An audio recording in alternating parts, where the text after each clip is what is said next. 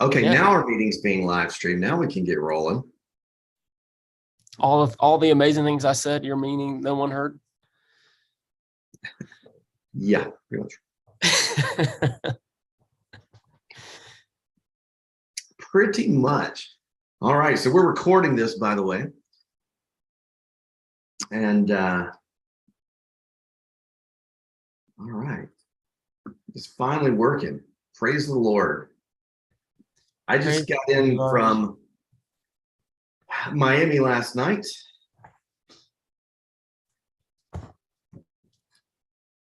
I was in Miami for a nerd convention. Well, not bunch of nerdy guys that do what I do. So, how about yourself?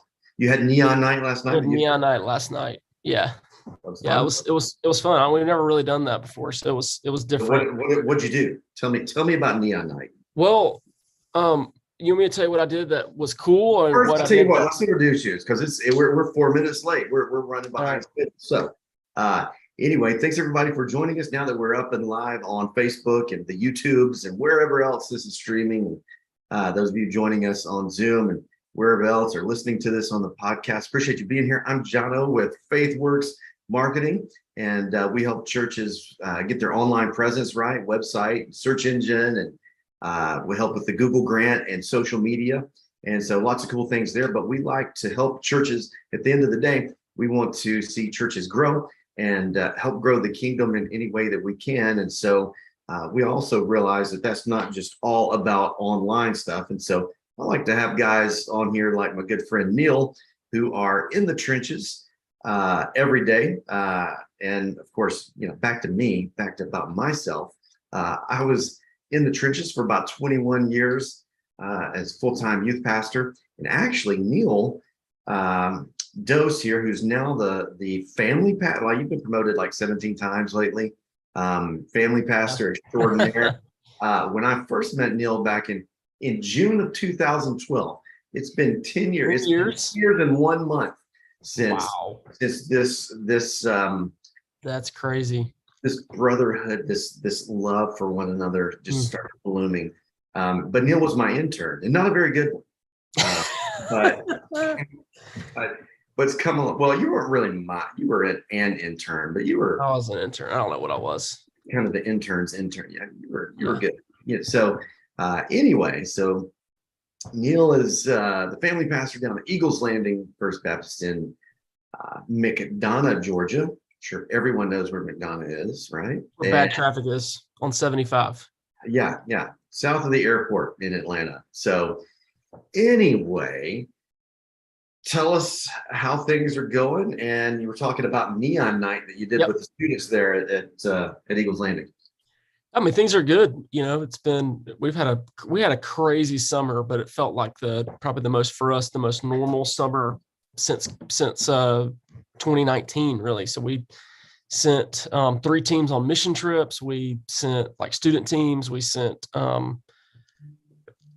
took a couple hundred kids to camp. Had, I don't know how many it was. We do a little kids camp that's a little out of the box thinking, not VBS, but something different. We call it Camp 323. We did that and it was between kids and volunteers and little babies. There was like 1,000 people on campus, and it was insane. So we sprint in the summer, and we stopped for water last week during July, and then picked the pace back up because we're about to start school back. So had a big leaders lunch this past week with current leaders, new leaders. We're actually about to start using Planning Center across like all platforms, which is beautiful. You're gonna love it. You're gonna love it. Do you use the Planning Center for anything right now? We have Planning Center services that we've used, and so we use Planning Center services is awesome, but wait till you use Planning Center events. Best thing. It's amazing. All right, they're kind of slow rolling it out. So we're starting with groups and check-ins and people, and then services. And I think we'll get the kind of the hub. People is kind of the hub. The best, I think, and I've used all of them. I think my favorite one of the whole thing, but specifically because I think it was the most helpful with student ministry, but was registrations or events, I guess it's called in the app, But the beautiful thing about it, there was two things that I loved about it. One was like you could have everyone sign up for summer camp or your Disciple Now weekend retreat, and you could hit a button. Like if you once you assigned everybody a gender and a grade and all that stuff, Yeah. you could hit a button and tell them how many rooms you had and how many people could be in each room, and it would split up your rooms and mix it up. And it was a beautiful thing. And I was terrible with spreadsheets, and so this may not be as wonderful as it maybe to like someone a little more tech savvy like you, even though I couldn't get my Bluetooth headphones to work on my computer, so I'm not sure. And I'm getting text messages on my computer, my iPad, and my phone, and none of them are going to the same place. So I'm not that tech savvy. I take it back. I'm not good with. I hate spreadsheets, but and so I had an organized system of like when T-shirt orders came in, I would just kind of be like, yeah, give me 20 smalls, 20 mediums, 20 larges, 20 extra, whatever. Yep. But the events app in Planning Center will, and we're not sponsored by Planning Center. Maybe we should be. We should be. But you could just pull up your T-shirt order and it would pull Everybody's thing. It would just pull in your T-shirt order. You could literally just email that because first thing the T-shirt comes, all right, send me your sizes and we'll get these in production. Yeah. Well, hold on, let me count. And then 4 more kids would sign up. So dude, it just had this cool little, give me my T-shirt order, or any custom build that you came up with. And man, it just hit a click of a button. So you're going to love that. I'll call you when we dive in. Yeah. So this past week we had that. We had like hey, these are our expectations. These are what we're looking for. This is, we just kind of you cast the vision for the new year with your leader. We have a crazy blessing at our church. We've got some long tenured leaders, 15, 20 plus year leaders inside of our ministry, and inside of like family ministry as a whole. But then we've also got some people that are like, I'm wanting to serve. I'm wanting to get out of my seat and begin to do something on a week to week basis. And so you've got 2 widely different people in the room. So it was a lot of fun, just kind of getting those people connected, casting vision, recasting vision to some people, and trying to get some movement within the ministry as a whole. Yeah, it's good. Cool. And then neon night last night. So by the way, neon duct tape does not light up under black lights, apparently. Oh, really? It's missing an ingredient or something. I have no clue. I had my intern spend a lot of time duct taping things, and we turn the black lights on, and I'm like, you're just ready for this big reveal. Like, all right, guys, here it comes. Here it goes. I felt so bad. She left midway through the event, and I think it was because she was so disappointed that some of the stuff she spent so much time on didn't work. She was like, "Do you mind if I just leave?" I was like, yeah, we got it. I'm envisioning like Chevy Chase on Lampoon's Christmas. Like, y'all are ready to flip the black lights on, and it's going to be this glowing thing. And just, mm-hmm. Yeah, something like that. So you mentioned leadership, which kind of brings us to what we're going to talk about today. And because, well, there's so many aspects of leadership, but if you don't have good leaders in the church and you don't spend a good bit of time raising up some leaders and training your leaders, then you're going to have struggles. And I think one of the things that when I was on staff at Eagles Landing there, and it was only a short time. It was actually a year to the date. I probably should admit that, but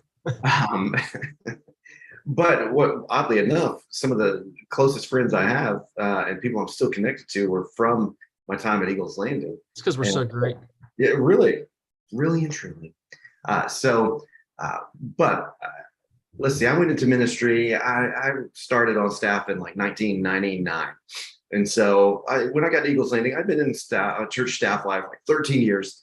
Yeah. And I believed in leadership. I had a student leader team, had an adult leadership team for the youth ministry. Did everything I could to pour into leaders, read leadership books. There were no podcasts at the time, so I didn't listen to the leadership podcast, but did everything I could, went to the conferences. And I would try to have just a monthly adult leadership meeting or training or something. Mm-hmm. And I was lucky to get 50% attendance. And, mm-hmm. And then, there were times where I tried to do like every other week thing. And that never worked. And so I just always felt like I was pulling teeth, and I got better at it and got better at producing community among the adult leaders and stuff. But still, I just never felt like it was something I just really conquered. And then I got to Eagles Landing, and I remember the first time, like we had, I believe it was every other Sunday night Yep. after Sunday night stuff. Yep. There's a lot of things that went on Sunday nights, but every other Sunday night we had like a meal with the adult leaders and everyone, and it was leadership training and planning. And I remember that first one, like everybody wanted to be there, which blew my mind because I was thinking no one's going to show up, and everyone, almost everyone showed up. Everyone was happy to be there. We weren't like begging people to be there. No one sat there looking at us like, oh my gosh, will you please hurry up? In fact, I remember thinking like, oh my gosh, these people are never going to stop talking. Like I'm ready to go home. Yep. And it just kept on going. And so you guys had created, and obviously I wasn't responsible for it. Didn't have anything to do with it, but I learned a lot. And so anyway, anything to say like how you guys have created a culture where leaders want to be around. You said they stick around long term. You've got a lot of long-term leaders, varsity long-term leaders there. So how do you do it? How do you pull that off? I mean, that's culture that started long before, culture that started when I was a student for me. So, you're talking when you walked into that's not something that I created. So I can't take credit for any of that. I think like 17. So yeah, no, I was older than that. but you've been immersed in it for a long enough now. It's culture, man. It really is. I think one of the best things, and I think something we've tried to carry, you got to give some people something worth coming to. And I think when your leaders want as much as leaders want to lead, I think leaders also want to be led too. And so when you're leading people to something and reminding them and continually casting vision, you're reminding them of these are celebration stories. You're talking about, you're giving them ownership. Like in our student ministry, one of the things we always try to do is get kids out of the chairs. And it's the same thing with our leaders. I need my leader out of their small group on a Sunday morning. I don't need them just teaching a small group. I need them owning the ministry because I can't do it on my own. There's different gifts and things. There's a lady on our student team, and her role is actually morphed over the past couple of years. We'll talk about some of this, figuring out roles for people as you have people that have gifts, and you can try to square peg somebody into a round hole, and they may do it for you, and you may not be getting. You and the church and the ministry may not be getting out of people what they have to offer. And I think that's a disservice to not only that person as a leader, but to the church and to the kingdom. So go back to this person. She works at Chick-fil-A and like super crazy when it comes to like just hands-on activities and teaching things, and helping build culture. So she was a life group teacher and a fantastic life group teacher for us, for students. And I came to her and was like, hey, like, what if we did this? And she was like, if you told me I could do that instead of doing this, I would jump on that all day long because that is what I'm passionate about. That is what I love. And it was an out of the box idea, not something we had ever done before. But it was something that she's passionate about. And it's something that created like good movement within our ministry. Which is, I could go into detail about that, but I don't think that's why we're here. The point being, she has her hands to the plow of ministry within our church more than just in life group. She's thinking about these things at home at night. She's thinking about these things when she's away or even at work. How could what I'm doing at work, how could I bring that into the church? And how can what I'm doing in the church, how can I take that to work? Like that's the picture of a disciple. That's a picture of somebody living on mission every single day. And I think as leaders, I think we have a responsibility to help draw that out of people. And so and when you do, I think it really does create some good movement and momentum within your ministry. So we don't just, for me, one of the things I've learned is honestly for me, it was a pride issue. And and I'll say this gently, but I really just view people like, can I get them into life group to teach? Because I have a need. I need somebody to teach 6th grade boys. And some of that is self-imposed, like you've got your important programs that you want to do well, and that's what you're trying to say. Some of it is, this is a big deal in our church culture. Life groups are a huge deal, and that's the pressure. And I've got to get those filled. And so I'm going to a meeting on Monday where they're going to ask me, hey, you got all your leaders, and it's not like a, hey, can I help you? It's a, hey, you better have all these people, But you've got these people that are hanging that could do something, but they don't want to sit there. They're not a teacher. They're not a small group leader. That's not how they're wired. And everybody can be a life group leader. So yeah, you gotta take a risk there and open up some other opportunities and so that's a pretty good lesson. In COVID, when COVID hit, it really was a good reset for me and a really good learning thing. I was able to reevaluate a lot of what we were doing, and honestly, pretty introspectively looking and say, man, I'm really just trying to fill space, and that's what I'm looking for. So for me, I had to kind of reset and evaluate. All right, these are my on ramps for my leaders. Realizing, man, some people aren't going to be teachers, but they'd be an incredible recreation guy in the pre-hang for students. So I just need to go ask this guy to, like, hey, bro, will you set up kickball or set up 9-square, whatever it is, and go play this game with his kids. And he's all about it. Well, now he's coming into the student ministry. So like this guy, this is a literal story. This guy comes in to help out with, I think it's actually first touch with us, as far as he went to camp with us and served at camp, and just was really just kind of like a security guy. Like, he was a presence in a room, and he helped me with recreation. He got back and he started helping on Wednesday nights with the rec stuff, set up kickball, wiffle ball, just basketball games for 30 minutes before, nothing structured, very whatever. And now this fall, he's going to be teaching a life group. Actually, let me rephrase, he's going to be co-teaching a life group. So he's not even owning the whole life group. So we onboarded him with an event with camp, and he's slowly just gotten more and more hands onto the ministry. And to me, that's become my new. Some people are going to come in and say, hey, I want to teach life group, and you can just plug them right in. But others, man, you got to create some good on ramps for them. So I've got another people who maybe newer Christians and didn't grow up in church. They don't know that's an option. And the other thing, not to interrupt your thought there, but you kind of made me think of how I had a pastor that shared with us, and this was a really good, something that stuck with me. But he talked about, like, we've overlooked a lot of people who are pretty like high capacity people at their job. And then they come to church on Sunday, they come be a part of our church, and we don't even know what they do. We haven't asked them or gotten to know them well enough to know what they do out in the real world. And these people are fairly important, doing some big stuff at their work. And then they come here, and those kind of people, they're not going to push themselves on you. They're not coming in talking about how awesome they are. Hey, let me do this. But if you don't figure it out, those people also don't want to just sit around and do nothing. And so if you don't find a way to plug them in and let them use their gifts and abilities and skills, then they're going to take off and go end up somewhere that will let them. But figuring out, giving them opportunities to test things out and learning who they are, that's tough. Yeah.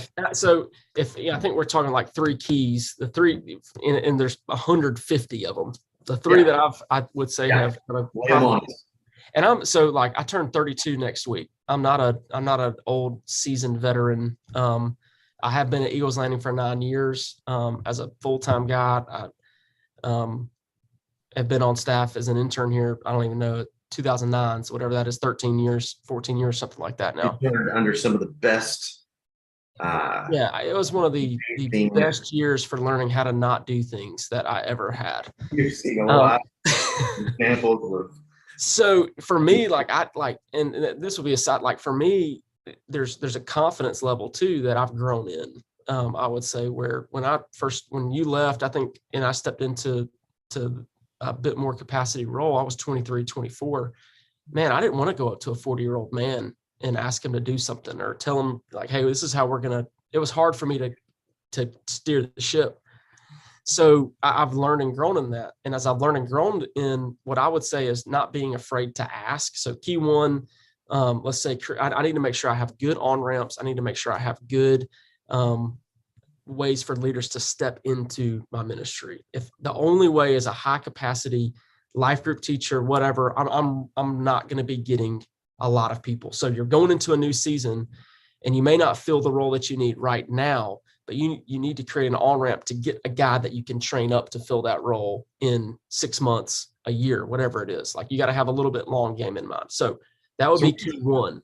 So, and real quick, not to put you on the spot, but what are some of those on-ramps, and not just in student ministry, but just across the board? Can you give us a couple of examples of some things that for adults, particularly? Yeah.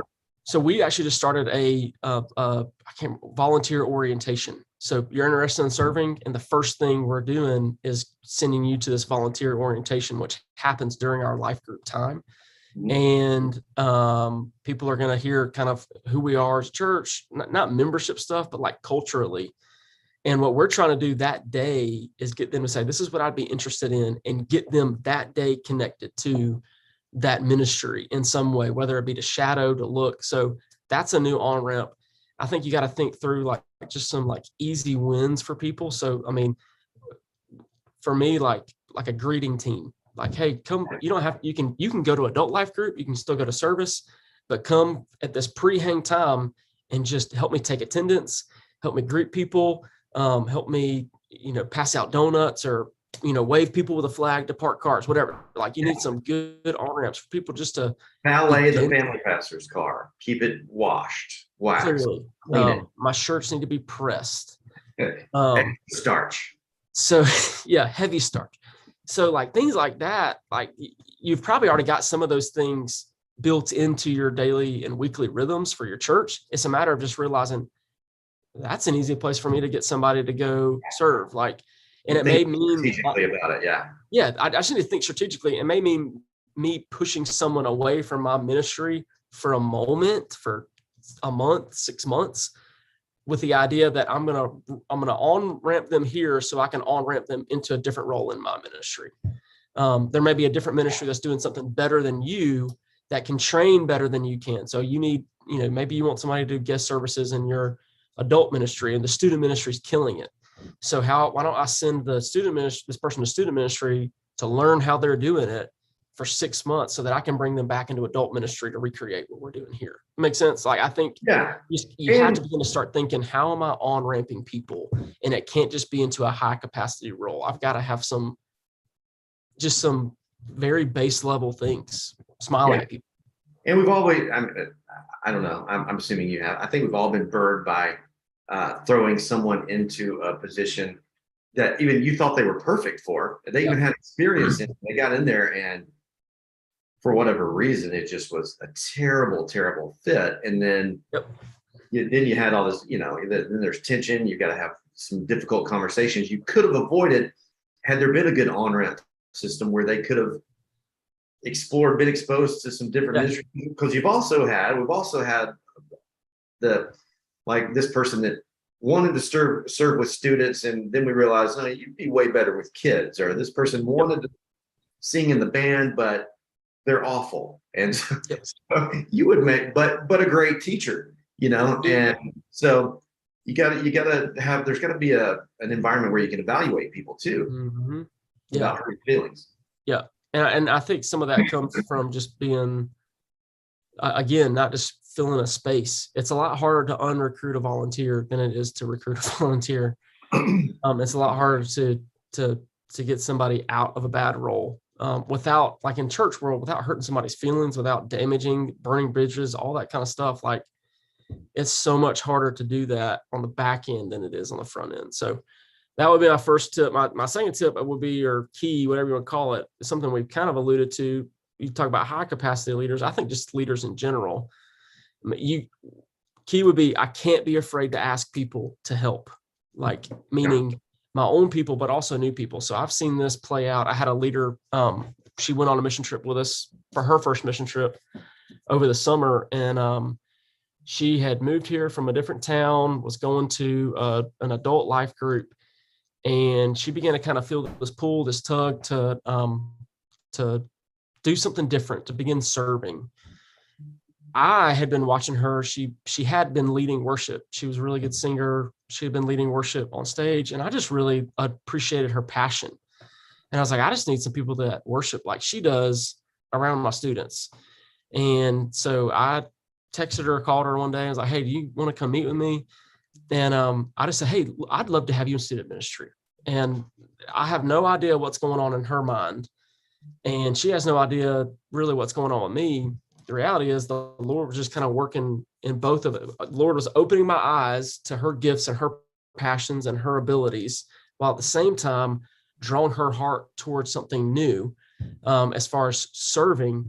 And so for me, she was just waiting for someone to ask her. And so I have this sense of, I need to ask this lady about serving. And so I did. And so like, you can't be afraid to ask people to come be a part.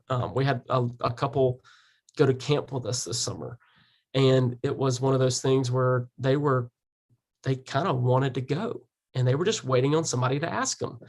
And I don't think they would have gone had someone not asked them. And so I just randomly, I saw her and her husband. They were like at church service one day, and I was like, hey, and they, great family. I was like, hey, why aren't you guys going to camp? You need to sign up to go to camp. You don't need to be leaders of camp. And it was like, okay, we're in. So like, there's people sitting all over your church, walking next to you every single week that what's going on in them is, I really just I want to serve. I just don't know where. And you just need to ask them. You can't be afraid. I think we are afraid to ask people to help us, because in our mind, as a paid ministry leader, I need to be doing it. This is what the church pays me for. I need to be, checking this box, all these kind of things. And man, like the people of the church, like you're robbing them of opportunities to lead and to serve and to build the kingdom and build the church.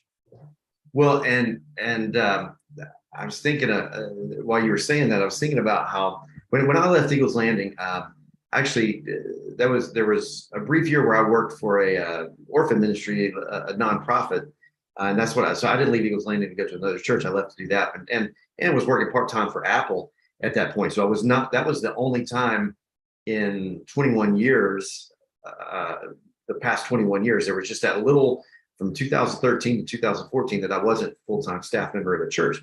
And so we visited a couple of churches. We landed at a church in our community. We knew some people there.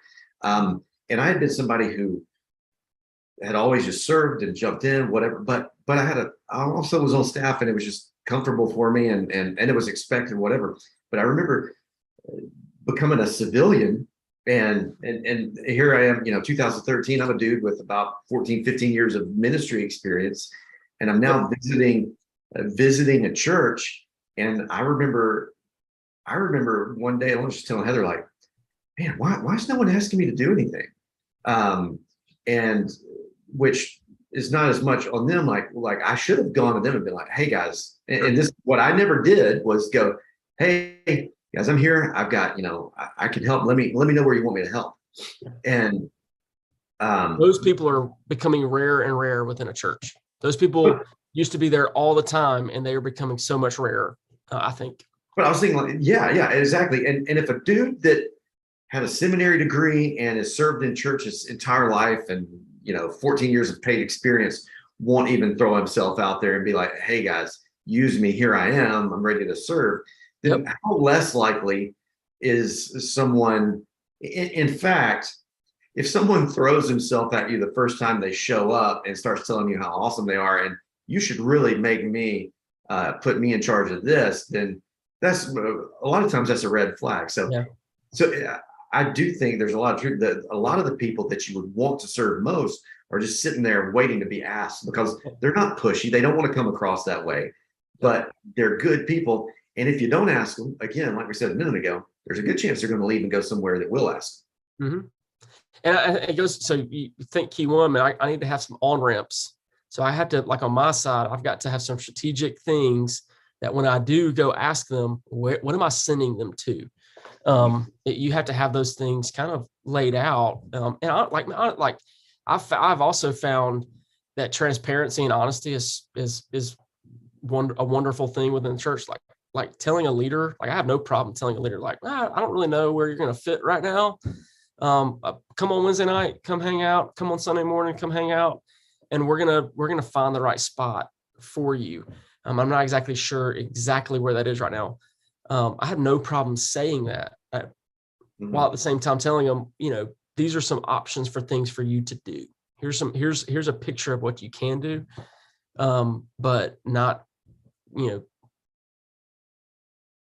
pigeonholing them right off the bat. So you got to have something when you do ask, something for them to go to. So I think. Well, and I feel your pain too on the whole being, I don't want to say you're scared, but just, I was, man, for a long time, especially, when I was younger, but even in my 30s, asking other 30-year-olds or even 20-year-olds, it turned out not to be as much of an age thing. It's like, I don't know. I just felt like I didn't want the rejection of them being like, well, let me pray about it, because we've all gotten that response. Like, hey, would you help me out with this thing? But most of the time people say yes. And for whatever reason, it took me a long time to get over. I don't know. Part of me just didn't want to inconvenience people. Part of me didn't want people to say yes when they didn't really want to say yes. And I felt like people would say yes just out of loyalty or guilt or whatever. And then I was like, well, I don't want to end up with a bunch of people who really don't want to be here, but they're just doing it to be nice. And I came up with all kinds of excuses. But those are the types of things that will get you stressed out as a church staff member. That's how you end up with, like in youth pastor world, you end up with 50 kids going to an event and you've only got 33 spots, cars, because you didn't ask enough drivers, because you waited too long and you didn't want to inconvenience anybody. And you can play that out in a million different scenarios, but you need help. You can't do it all alone. You've got to raise up leaders or you'll sink. I think too, the other thing for me that I just kind of was like, I'm going for it. I started trying to hang out with some high capacity people to help me like grow as a leader. So just realizing, man, these guys are doing something right. And I need to spend some time with them and just try to, get what I can. And again, you think on ramps, like, man, like maybe that's the way somebody serves. Maybe that's the way somebody is able to serve the church, is by helping you personally, like leadership wise, grow. So like there's guys that I'll like buy them lunch every once in a while. And I'm just asking, like, just trying to glean a little bit here, a little bit there. Yeah. And in some of those cases, it's turned into a relationship where I would say like their role in the student ministry is honestly helping mentor me as a leader. And like Lord knows you need it. You really messed me up good. So like I think just again, that's outside the box thinking. There's ways people can serve the church. There's ways people can serve your ministry. And they may not even have to be a part of your ministry week to week if they're investing in you, or if maybe they're coming in to teach your leaders. So that would lead me to my third key. And it's kind of sub-layered, but I would say this: your leaders, we have to begin to realize that the leaders are not a means to my end. They are not a means to my end. They are a key, an essential piece to God's mission. And so because of that, I have a responsibility to train, to coach, to evaluate, and to follow up with my leaders. I've got, like, as a pastor, as a leader, within the church context, I'm a shepherd, right? Mm-hmm. Like that's my role, that's my calling. And I've got to do that with my leaders. And I think a lot of times we go past the leaders to the people the leaders are leading. And we forget that, I mean, really the leaders my leaders are the people that empower us to do ministry. Without them, the ministry is going to die. So I've got to make sure they're healthy. I've got to make sure that they're in a good headspace. I've got to make sure, all that kind of stuff, in order that the ministry continues to grow and flourish. If they aren't in a good place, if they aren't growing, if they aren't, if they're struggling with what they're doing, we're going to struggle as a ministry. So I've got to make sure I'm providing good coaching, good evaluation. I've got to make sure I'm providing good training for them it goes back to what we talked about at the very beginning, those leader meetings. Like, you got to give them something worth coming to. So we're trying to remind people of the vision. We're trying to give them like, hey, I try, I'm not the best at it. Trying to give them some nuggets for how to build a life group lesson, how to curate discussion within a group, how to start discipling someone, how to do, XYZ. We're trying to go with them some like how-tos, not assuming they know. Some of them have heard the same lesson from me or whoever, 20 times. Yeah. I mean, the lesson's bad, but we all need to remind it. I think it's true at Kathy that said it, vision leaks.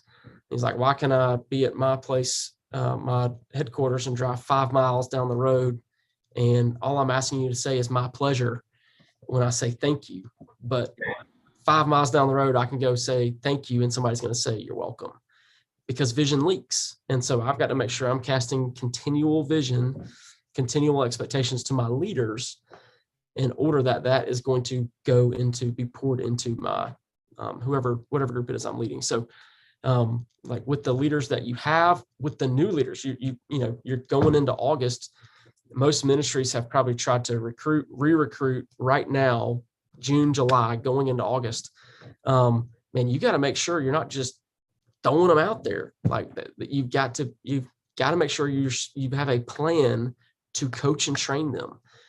You as a leader have a responsibility to shepherd those people, and like you've got to get your hands to the plow on that. Yeah. And that's hard. That's hard work too. Like, yeah. And it's never going to end. I mean, that really, it's just, if you're going to be in ministry, you're going to be training leaders the rest of your life. And that's just going to be part of it. But especially, right now, school's about to go back, depending on what part of the country you're in. And, not only are we still kind of, I don't know, every church is a little bit different as far as come back from COVID, and how many people fell really in love with watching church online and that sort of thing. But just historically speaking, right now is kind of the time where we're ramping things back up.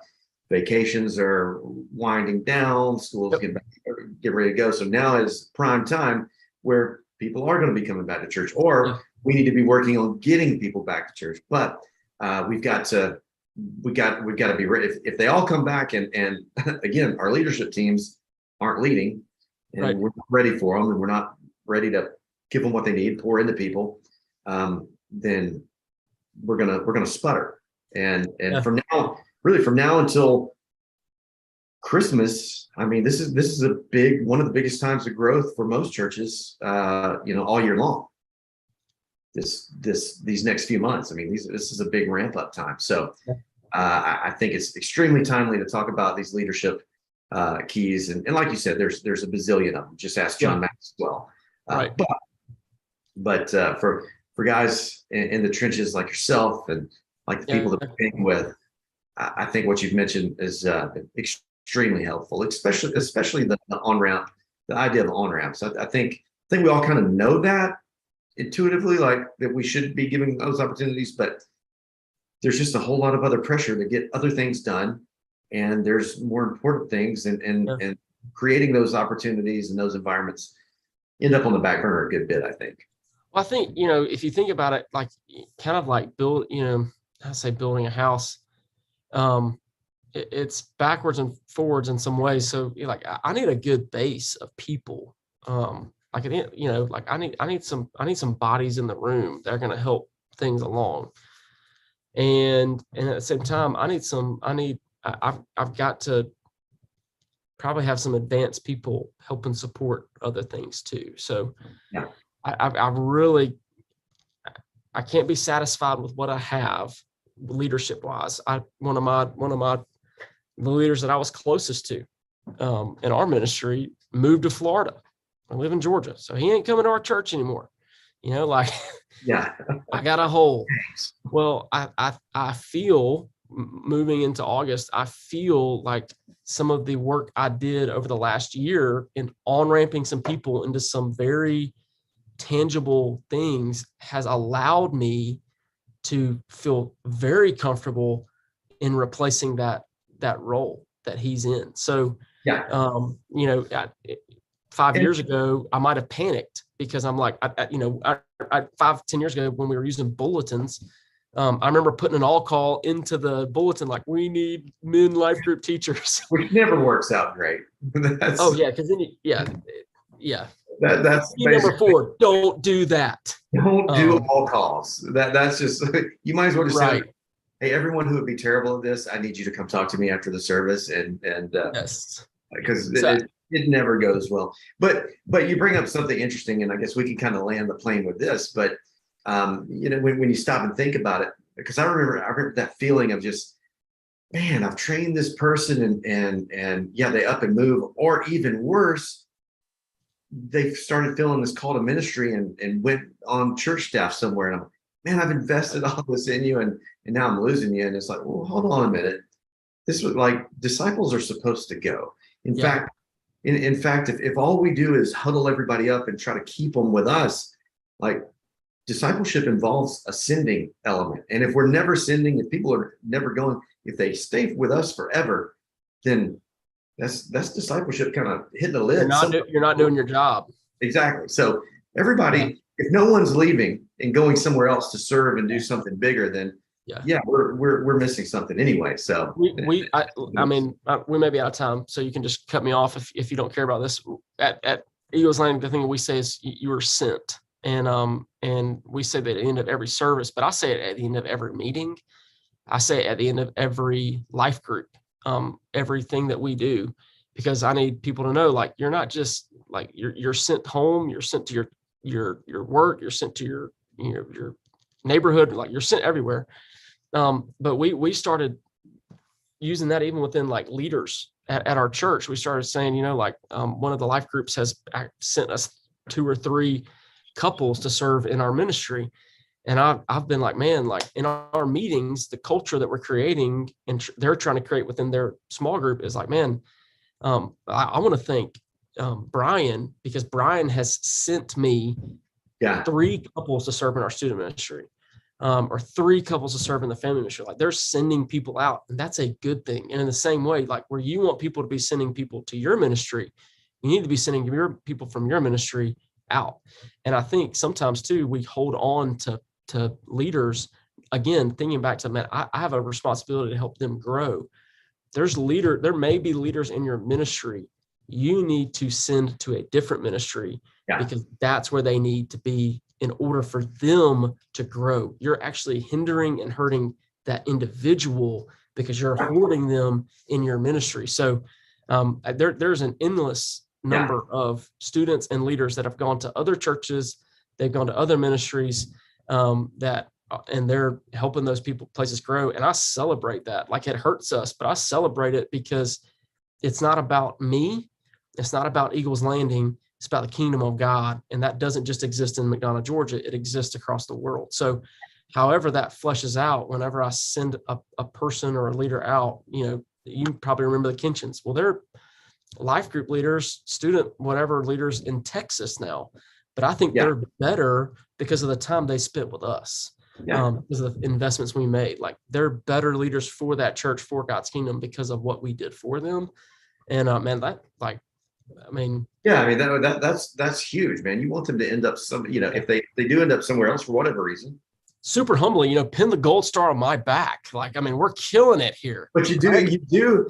I mean, that is pretty affirming for them to get somewhere, for this people you trained up to end up somewhere, and their leaders be blown away. Like, oh my gosh, where did this couple come from? Yeah. Where did this volunteer come from? How were they already so awesome?